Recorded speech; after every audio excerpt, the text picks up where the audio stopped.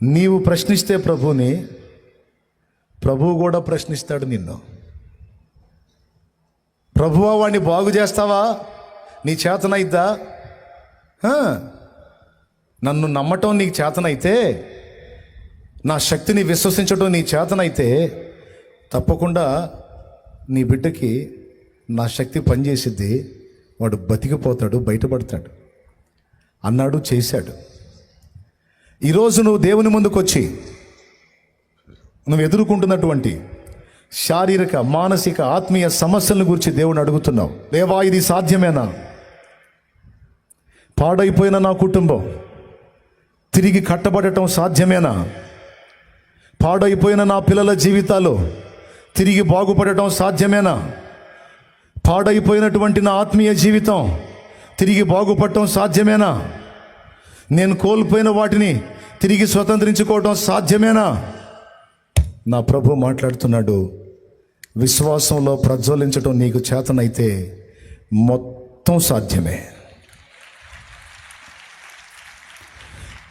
విశ్వాసముతో నా సన్నిధిని గోజాడుట, ప్రార్థించుట, విశ్వాస బలం పొందుట నీకు చేతనైతే నాకు కూడా చేతం. ఏదైనా తిరిగి నేను బాగు చేయగలను.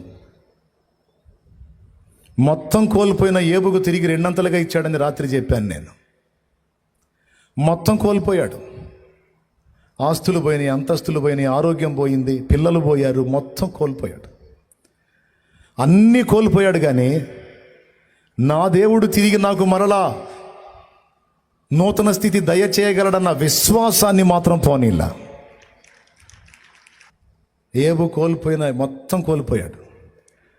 కానీ అన్నిటినీ తిరిగి నా దేవుడు దయచేయగలడో, నా పరిస్థితి మారిద్ది, నా బిడ్డల పరిస్థితి మారిద్ది, టోటల్గా నేను ఎదుర్కొంటున్న వాటన్నిటి నుంచి విడుదల పొందగలను. ఎందుకంటే నా దేవుడు నాకు తోడై ఉన్నాడు, ఆయన చేస్తాడో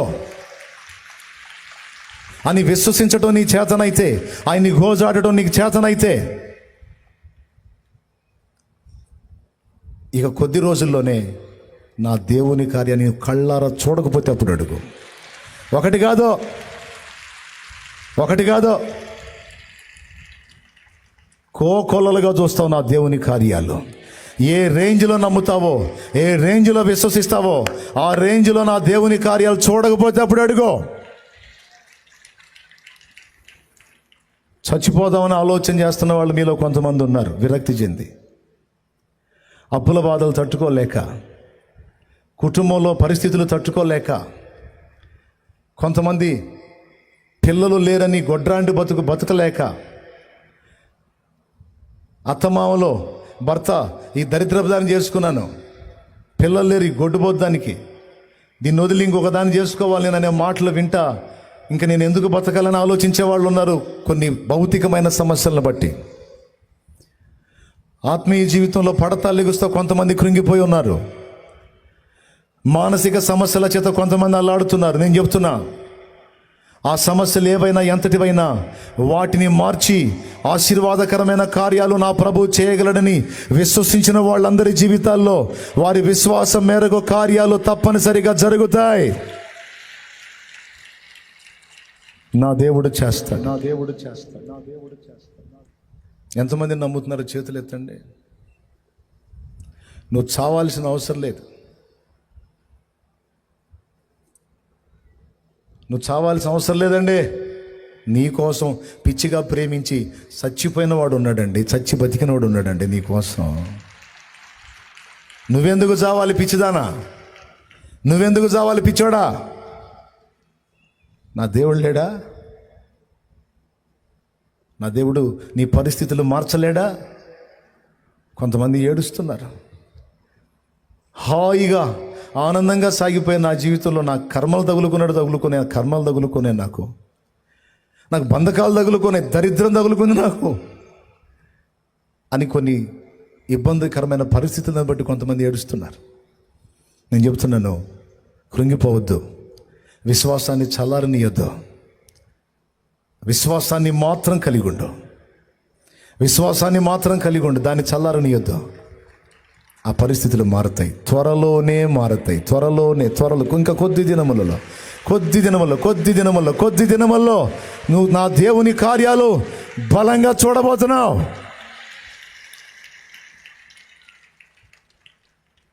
ఇదే నమ్మాడు ఏబు. మొత్తం డబుల్ వచ్చింది, మొత్తం డబుల్ పొందాడు. మరి విశ్వాస వీరుడు ఏందనుకున్నారు? మరి అభిషేకం పోగొట్టుకున్నాడు సంసోను. అయినా సరే నా దేవునికి నేను ప్రార్థిస్తే నా కన్నీళ్లు చూసి నా దేవుడు స్పందిస్తాడు. పడిపోయినా నా మీద కృప చూపుతాడు. నేను కోల్పోయిన అభిషేకాన్ని తిరిగి నాకు ఇస్తాడని విశ్వసించాడు. విశ్వాసం. కళ్ళు పోయినాయి, శక్తిహీనుడయ్యాడు. కానీ మీకు తెలుసా, కళ్ళు పోయి గుడ్డివాడయ్యాడు, శరీరంలో సత్తువ కోల్పోయి బలహీనుడయ్యాడు. కానీ విశ్వాస విషయంలో మాత్రం శాంసన్ బలవంతుడుగానే ఉన్నాడు.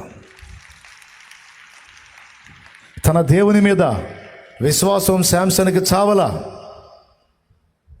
మీకు తెలుసా, చివరికి సంసోన్ అనుకున్నదే జరిగింది. శత్రువులందరినీ హతం చేయాలి, ఒక్కమారే పగ తీర్చుకోవాలి, నాకు ఛాన్స్ ఇవ్వని ప్రార్థన చేస్తే, దేవుడు అవకాశం ఇస్తే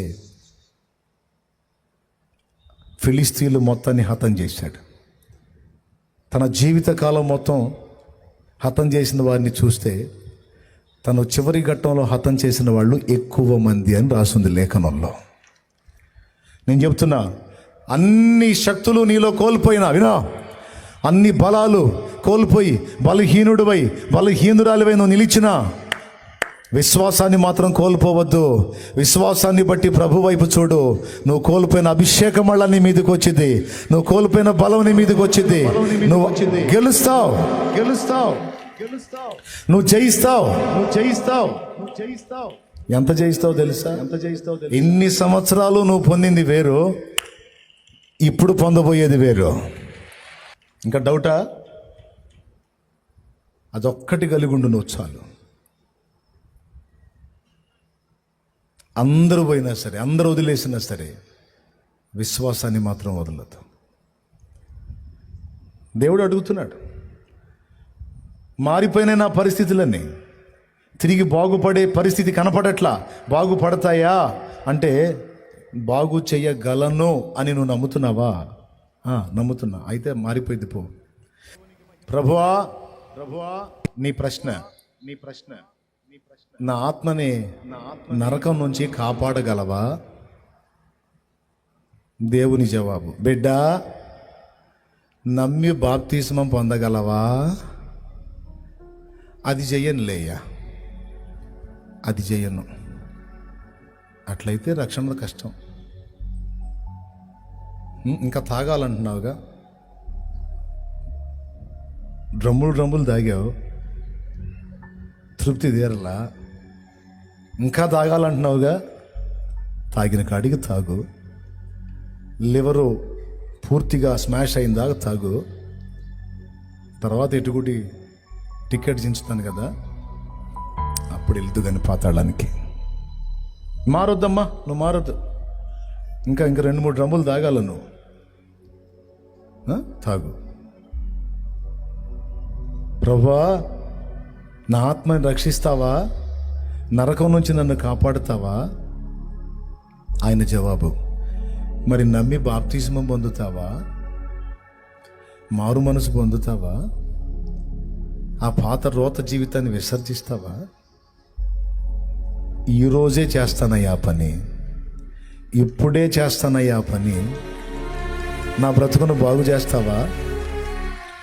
నా ప్రభు సమాధానం, నమ్మి మారు మనసు పొంది బాప్తిస్మం పొంది నా బిడ్డ వై చూడు, అప్పుడు నేనేం చేస్తానో నీకు అర్థమైంది అని మాట్లాడుతున్నాడు. మరి ఈ రాత్రి అశేష జనవాహినితో నా ప్రభు మాట్లాడుతున్నాడు. నిన్ను రక్షించాలని నాకు ఆశగా ఉంది. శాపగ్రస్తమైన నీ జీవితాన్ని ఆశీర్వాదకరంగా మార్చాలని నాకు ఆశ ఉంది. ఇంతవరకు నీవు చేసిన పాపాలన్నీ నా రక్తంతో కడగాలని ఆశగా ఉంది. మనుషులు చీ చా, దరిద్రుడు, తాగుబోతాడు, తిరుగుబోతాడు, వ్యభిచారపోడు, దొంగ, చెడిపోయినోడు అని నా బిడ్డవైన నిన్ను నలుగురు 4 మాటలు అంటుంటే నాకు బాధగా ఉంది. అలాంటిది ఇలాంటిది చెడిపోయింది, పాపిష్టిది, పనికి మాలిందని నిన్ను నిందిస్తుంటే నా కుమారి నాకు బాధగా ఉంది. నా యందు విశ్వాసం ఉంచుతావా? చూడు, నీ కోసం నేను ప్రాణం పెట్టాను. చూడు, నేను నిన్ను ప్రేమిస్తున్నాను. చూడు, నా మాట విని నీవు నాకు లోబడితే నేను నిన్ను నూతన సృష్టిగా చేస్తాను. నీ కన్నీళ్లు తుడుస్తాను. ఏనోళ్ళు నిన్ను తాగుబోతాడు, తిరుగుబోతాడు, పనికి మాలినోడు, పాపిష్టిది, పాపిష్టుడు అని తిట్టారో ఆ నోళ్లే నిన్ను పిలిచి, అయ్యా అయ్యా అయ్యా వందనాలయ్యా, మా కోసం ప్రార్థన చేయవా అనేటట్టు చేస్తా. అయ్యా అయ్యా మా ఇంట్లో అడుగు పెట్టవా, అమ్మా అమ్మా మా కోసం ప్రార్థన చేయవా, అమ్మా అమ్మా ఒక్కసారి నీ కాలు మా ఇంట్లో పెట్టవా అనేటట్టు నేను చేస్తాను నా కుమారుడా, నా కుమారి అని నా ప్రభువు పిలుస్తుంది. రేపటిని గూర్చి చింతింపకుడి, రేపటి దినము దాని సంగతులను గూర్చి చింతించును, ఏనాటికి ఆనాటికి చాలును అన్నాడు. ఈ మాట నిజంగా ఈ మాటను ఇలాగే తీసుకుంటే ఇలా అర్థమైద్ది. రేపటిని గూర్చి నీకు దిగులక్కర్లేదు, రేపటిని గూర్చి నువ్వు ఇప్పుడే హడావుడి పడాల్సిన అవసరం లేదు. ఈరోజు ఉన్నది ఏందో చూడు, రేపు వచ్చినప్పుడు రేపటి సంగతి రేపు చూసుకోవచ్చు. సో రేపటిని గూర్చి నువ్వు ఇప్పుడే ఏదో హడావుడి పడాల్సిన అవసరం లేదు, గందరగోళం అవ్వాల్సిన అవసరం లేదు. రేపటిని గూర్చి ఈరోజే కుస్తీ పట్లు పట్టాల్సిన అవసరమేమీ లేదు అని చెప్పకనే చెప్పినట్టు. ఏనాటికి ఆనాటికి చాలు, ఈరోజు సంగతి చూడు, రేపటిని గురించి నువ్వు ఆలోచించొద్దు, దాని గురించి చింతపడొద్దు, విచారించొద్దు, కృంగిపోవద్దు అని. చింతపడొద్దు అనే దానికి బైబిల్లో ఇంకొక అర్థం కూడా కనపడుతుంది. చింత అంటే దిగులు, మనకు తెలిసి విచారం. చింత అంటే దిగులు, విచారం. అట్లా ప్రభువా మేము నశించిపోవచ్చున్నాము, నీకు చింత లేదా అన్నారు శిష్యులు. చింత లేదా అంటే బాధ లేదా, లేకపోతే దిగులు లేదా, విచారం లేదా అనే అర్థాలతో పాటు బాధ్యత లేదా అని కూడా వస్తుంది. ఇప్పుడు మేము నశించిపోతున్నాం, తుఫాను వచ్చి దోణి మీద కొడుతుంది, మునిగిపోయేటట్టున్నాం మేము. ప్రభువా నువ్వేమో నిద్రపోతున్నావు, ఏమయ్యా అసలు బాధ్యత లేకుండా ఉన్నావు నువ్వు. అర్థమైందా? అది ఇదే మాట మార్తా కూడా అంది. ఆమె నీ పాదాల దగ్గర కూర్చుని నేనేమో వంటగదిలో కష్టపడుతున్నాను, ప్రభువా నా విషయమై నీకు చింత లేదా అని అడిగింది. ఆమె కూడా, మార్తా కూడా అడిగింది చింత లేదా అని. అంటే అర్థం ఏంటి? బాధపడొద్దా, దిగులు పడొద్దా, విచారపడొద్దా అని కాదు. బాధ్యతలు ఎరిగిన వాడివి, నీకు బాధ్యత తెలియదా? ఒక్కదాంతో కాదని నీకు తెలియదా? అట్లా అయ్యో బిడ్డ ఒక్కటే కష్టపడుతుందని బాధ నీకుంటే మరేమ్మా అని పంపించవు నువ్వు అని. అట్లాగే చింత అంటే దిగులు, విచారం మాత్రమే కాదు, బాధ మాత్రమే కాదు, బాధ్యత. ఆయన మిమ్మల్ని గూర్చి చింతించుచున్నాడని ఉంది. చింతించుచున్నాడంటే దిగులు పడుతున్నాడు, విచారపడుతున్నాడు, బాధపడుతున్నాడని తీసుకుందామా? వీటన్నిటికంటే ఉత్తమంగా ఆయన మీ విషయమై బాధ్యత కలిగి ఉన్నాడు అని తీసుకోవాలి. అర్థమైందా? దిగులు పడినా, విచారపడినా, బాధపడినా ప్రయోజనం లేదు. కానీ బాధ్యత తెలిసిన వాడు ఏం చేస్తాడంటే ముందు ఆ పరిస్థితుల్లోంచి మనల్ని బయటికి తెస్తాడు. కాబట్టి చింతించుట అనే దానికి విచారపడుట, బాధపడుట, దిగులు పడుట అనే అర్థాలతో పాటు బాధ్యత అనే అర్థం కూడా వస్తుంది. స్తోత్రం. ఇప్పుడు ఏం చెప్తున్నాడంటే రేపటిని గూర్చి చింతింపకుడి అంటే బాధపడకండి, దిగులు పడకండి, విచారపడకండి, మరియు రేపటి బాధ్యతలను గురించి కూడా మీరు కలత చెందకండి అని అర్థం తీసుకోవాలి. మరి ఇదే నిజమైతే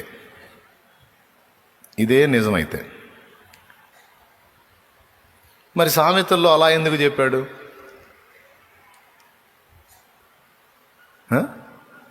ఇప్పుడు ఈ మాటను అక్షరార్థంగా తీసుకుంటే రేపటిని గురించి నువ్వు దిగులు పడొద్దంటే మరి బాప్తీసం ఎందుకు?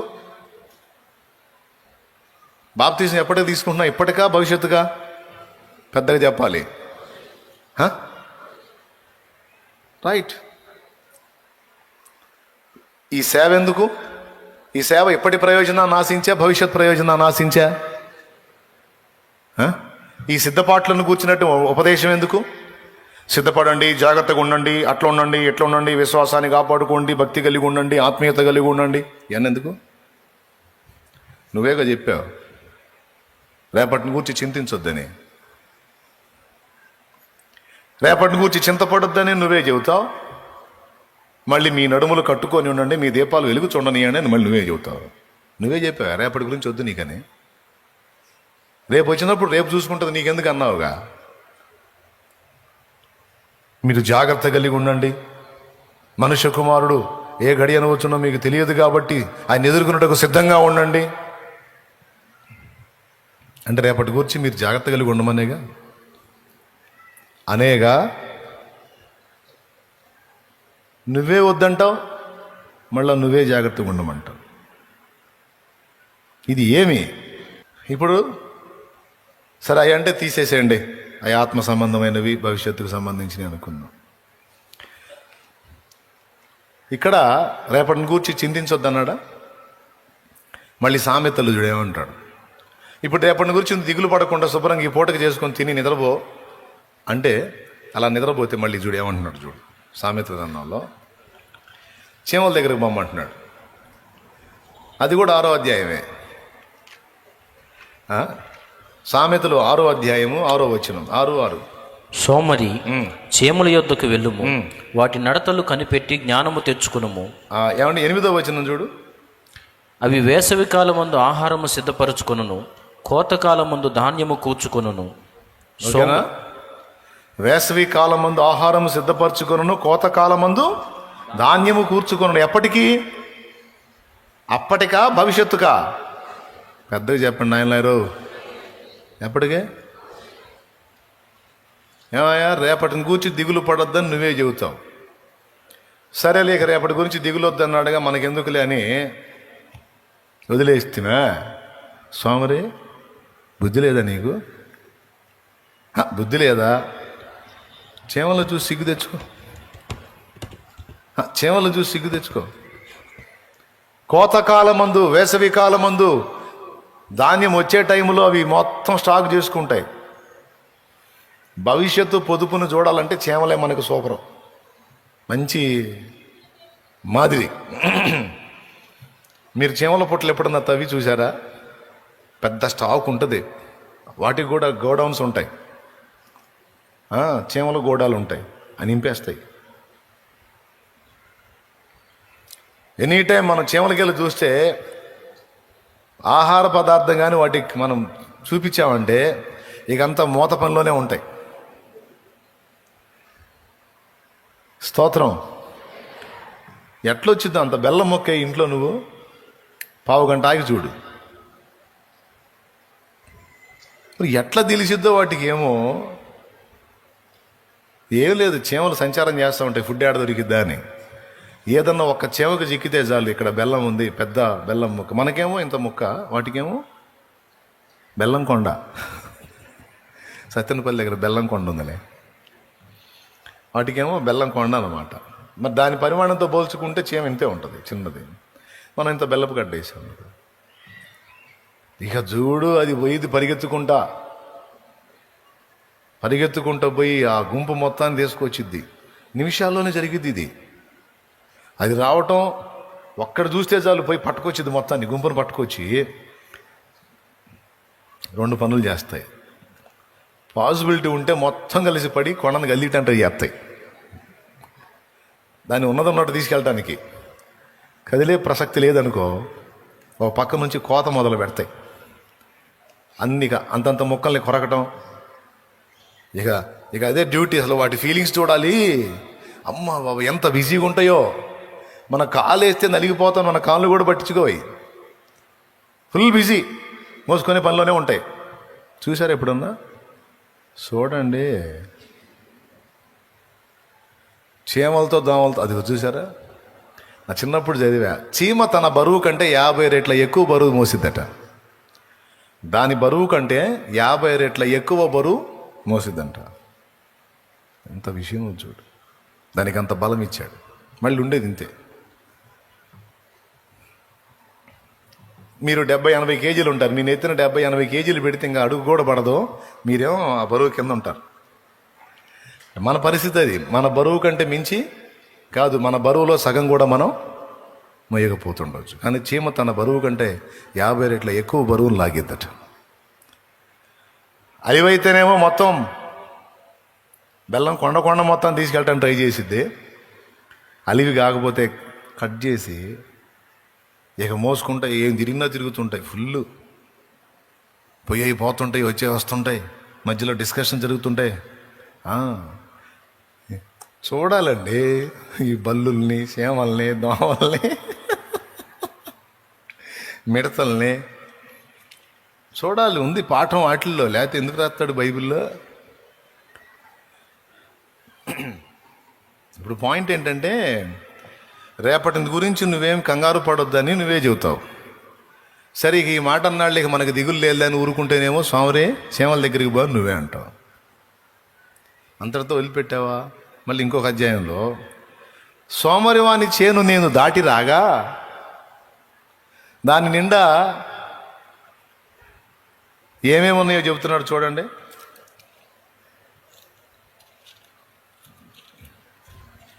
ఇరవై 24వ అధ్యాయం 30వ వచనం. సోమరివాని చేను నేను దాటి రాగా, తెలివిలేని వాని ద్రాక్ష తోట నేను దాటి రాగా, ఇదిగో దాని ఎన్నంతటా ముండ్ల తుప్పలు బలిసి ఉండెను. దూలగొండ్లు దాన్ని కప్పి ఉండెను, దాని రాతి కూడా పడి ఉండెను.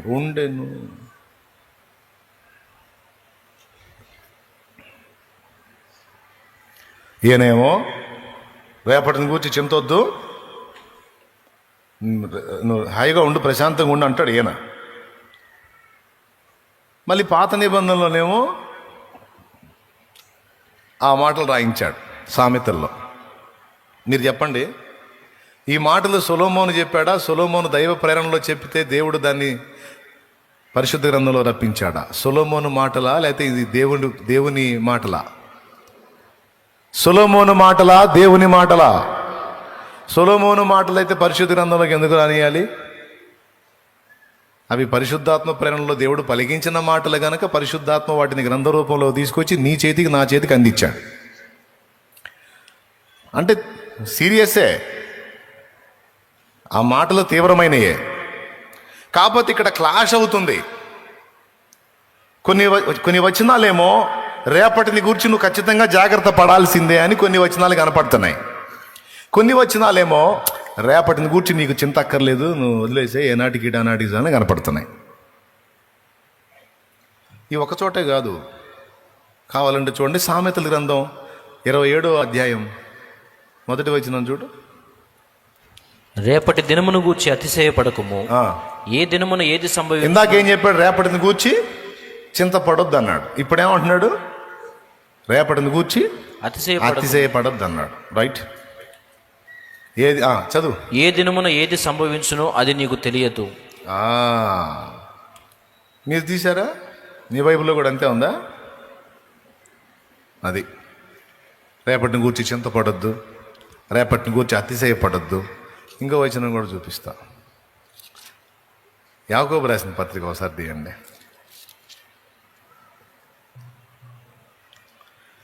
4:13 చదవండి.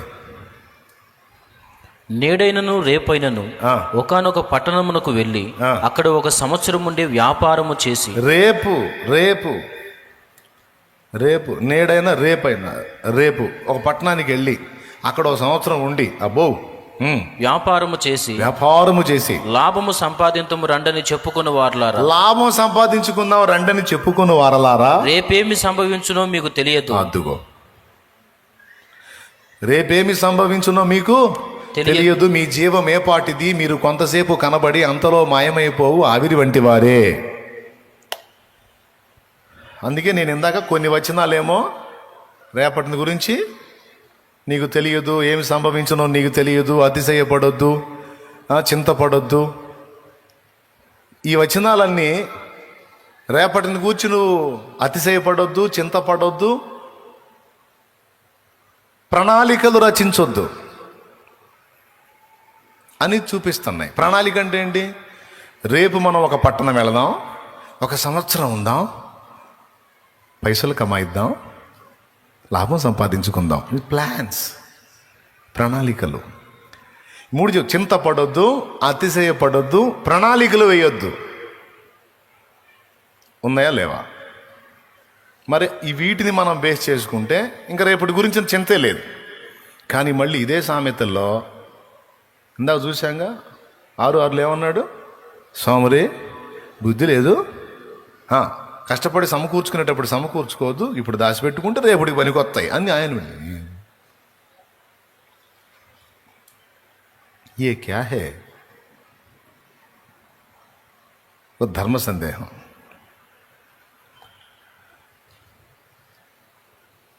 అసలు ఇలాంటిది ఒకటి ఉందని మీకు తెలుసా? ఇలాంటి ప్రశ్న ఒకటి ఉందని మీకు తెలుసా? తెలియదు. రైట్, అది చెప్పడానికి నేనుంది. దేవునికి స్తోత్రం. వినండి, చెప్తా. రెండు కరెక్టే. రేపటిని గూర్చి నువ్వు చింతపడొద్దు అన్నది కరెక్టే, రేపటిని గూర్చి నువ్వు చింతపడాలి అనేది కూడా కరెక్టే. ఎట్లా కరెక్ట్ అయింది? అయితే చింతపడొద్దు అనన్నా చెప్పాలి, లేదా చింతపడు అనన్నా చెప్పాలి. చింతపడొద్దు ఎలా కరెక్ట్ అయింది, చింతపడు అనేది ఎలా కరెక్ట్ అయింది? ఏదో ఒకటే కరెక్ట్ అయింది అనిపిస్తుంది, కానీ రెండు కరెక్టే. ఎలాగో చెప్తా.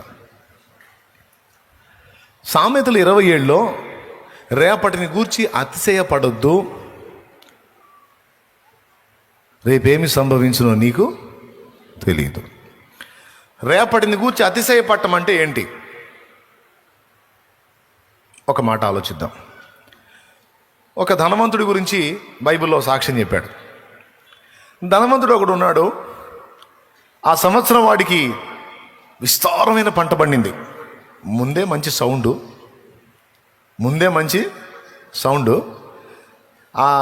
ఈసారి ఇంకా డబుల్ సౌండ్ వచ్చింది మనోడికి.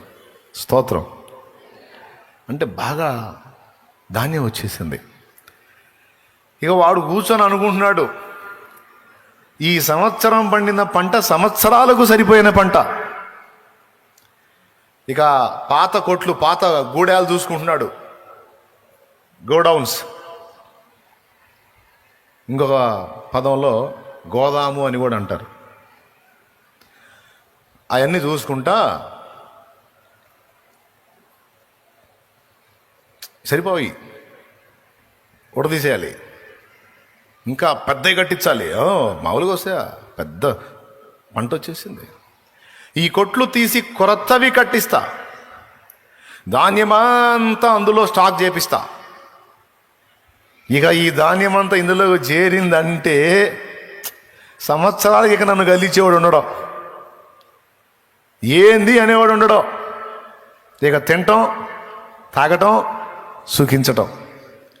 ఆడు చెప్పుకుంటున్నాడు అటు ప్రాణానికి ఏమని, నా ప్రాణమా. వాస్తవంగా రెఫరెన్స్ ఆడు పడిపోవాలి. లూకాసు వార్త 12:16 లేదా మీ బైబిల్లోనూ ఓపెన్ అయి ఉండాలి. నేను జస్ట్ ఒక పాయింట్ చెప్పగానే పట్మని వెళ్ళిపోవాలి అడిగా, ఇది ఫలానా దగ్గర ఉందని. దేవునికి స్తోత్రం కలుగునుగా. లూకాసు వార్త ఎప్పుడు అభివృద్ధి చెందుతారండి? కాస్త స్పీడ్ అవ్వండి. ఇంత బైబిల్ తెచ్చుకున్నారా? సెల్ ఫోన్లో తెచ్చారా? మీకు దండం పెడతా, కాస్త బైబిల్ చేతిలో పట్టుకుని రండి. వందనాలు. ప్రియులారా, వాడు అనుకుంటున్నాడు సంవత్సరాలకు సరిపడిన పంట పండింది, మంచిగా ఇక భద్రం చేసుకుంటాను, తింటాను, తాగుతాను, సుఖిస్తాను అనుకొని ప్రాణంతో చెప్పుకుంటున్నాడు, నా ప్రాణమా తినుము, త్రాగుము, సుఖించుము. విస్తారమైన ఆస్తి నీకు సమకూర్చబడి ఉన్నది, సుఖించుము, తినుము, త్రాగుము. అని చెప్పుకొందును అనుకోనేను.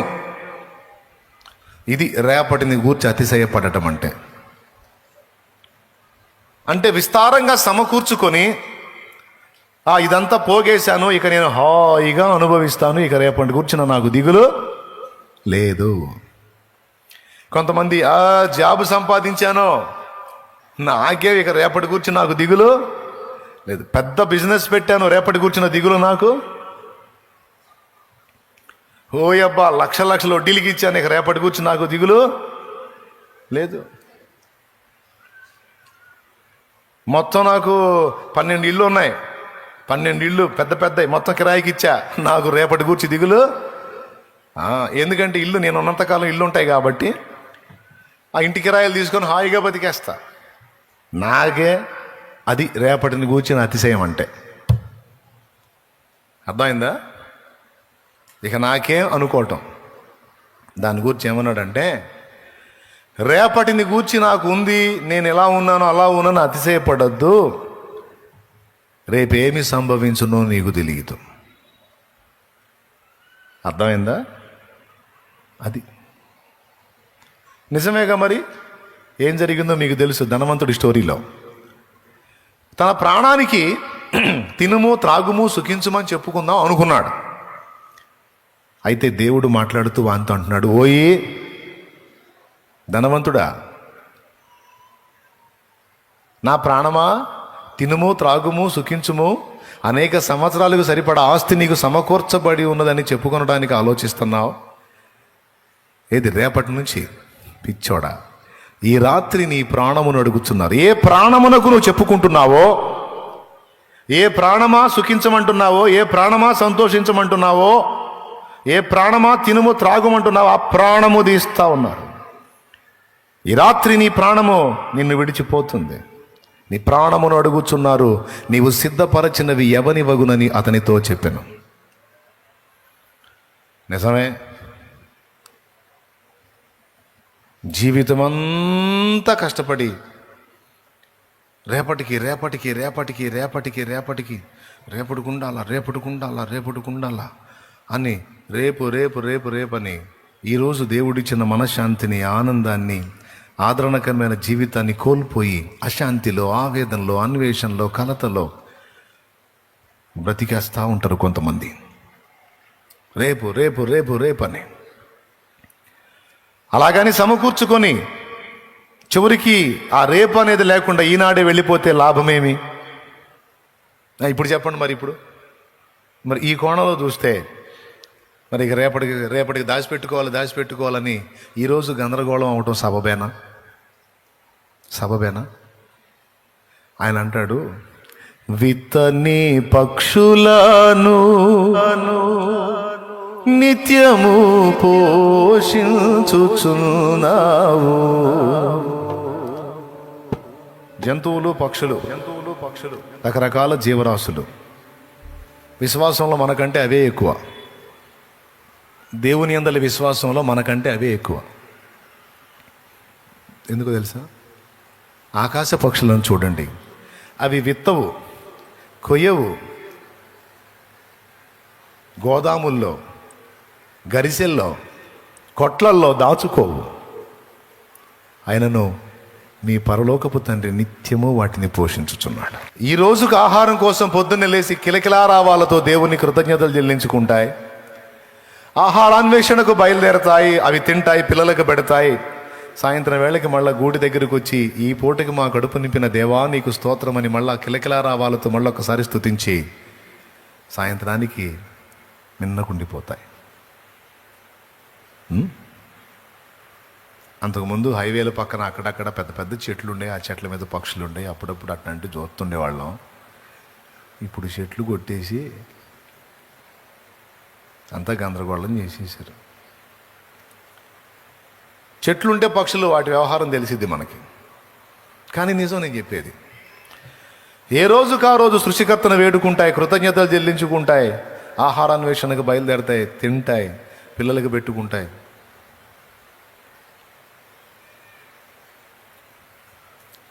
మనలాగా దిగులు పడవు, విచారపడవు. ఏ చిలకైనా మీరు చూడండి, చిలకలను చూడండి, ప్రార్థనా తోటలో ఉన్నాయి, చూడండి, పోయి చూడండి. పోండి కాస్త ప్రార్థన చేసుకుని అవి కూడా చూడండి. చిలకలు అంటే బంధించిన చిలకలు కాదు, న్యాచురల్ ప్యారెట్స్. దేశవాళీ చిలకలు న్యాచురల్గా అక్కడున్న తాటి చెట్ల మీద గూళ్ళు కట్టుకొని అసలు మామూలుగా ఉండవు. పొద్దున్నే చూడాలి వాటి సందడి. నాకు అనిపించింది, మనుషులు ఈయంతో సంపాదించి కూడా దిగులు పడి భయంకరంగా జబ్బులు పాలై గందరగోళం అవుతున్నారు. అవకాశాలు ఉండి కూడా రేపు వాన పడిద్దో తెలియదు, వరద వచ్చిద్దో తెలియదు, ఏం జరిగిద్దో తెలియదు వాటికి. కానీ ఈ రోజుకి అంత ఆహారం తిని అవి పడే పాటలు చూడాలా. ఏమి కిలకిలలో కళకలలో. బ్రదర్స్, స్తోత్రం. అసలు అంత ప్రశాంతంగా ఎలా? మీరు నమ్మండి నమ్మపోండి, నాకు అనిపించింది దేవుడు అవకాశం ఇచ్చి చిలకలాగా మారే ఛాన్స్ ఇస్తే నేను కూడా చిలకలాగా మారి రెక్కలతో ఎగురుతూ అసలు అవి సంతోషిస్తున్న ఆనందంలో నేను కూడా పాలుబంపులు పొందితే ఎంత బాగుండి అనిపిస్తుంది. అంత సందడిగా ఉంటాయండి. కూర్చుంటాయి, పరిగెత్తుకుంటూ వచ్చి కూర్చుంటాయి, మళ్ళీ సడన్గా లెగుస్తాయి, కిలకిల తిరుగుతాయి, మళ్ళీ కాసేపు అల్లు రాగానే మళ్ళీ వచ్చి కూర్చుంటాయి. కూర్చొని అసలు వాటి సందడి మామూలుగా ఉండదు.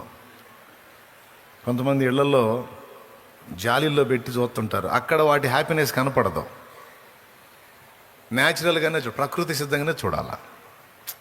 అది భలే ఉంటుంది. అది అంటే ఇది నాకు నచ్చిద్ది, మీకు నచ్చిద్దో లేదో నాకు తెలియదులే. కొంతమందికి ఇలాంటి ఇంట్రెస్ట్ ఉంటుంది. చిలకల మాకు చిలకలను చూసి అంత ఖాళీ ఆడుందిలే. నీ చిలకలు ఏవో కానీ ఇక్కడ మా చిలక ఎగిరిపోయేటట్టు. అసలు మా ఊరే చిలకలూరిపేట.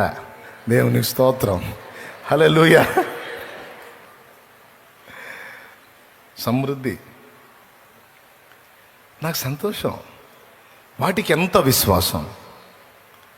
అమ్మో రేపు ఆనబడితే ఎట్లా, మనం ఎగరాతి కాదు, మన రెక్కలు తడిసిపోతాయి, మనకి ఆహారం దొరకదన్న చింత వాటికి లేదు. అవి ఎంత సృష్టికర్త మీద డిపెండ్ అయ్యాయి. నిజమే. ఇన్ని జాగ్రత్తలు చేసుకొని ఇన్ని కుస్తీలు పడే మనకన్నా పస్తు ఉంటుందేమో కానీ వాటికి పస్తు ఉండదు. మరి ఎట్లా లైన్ చేస్తాడో ఏమో, ఏ రోజుకు ఆ రోజు ఆ చిన్ని పొట్టలకు కావాల్సిన ఆహారం రెడీ చేసి అందిస్తాడు ఆయన.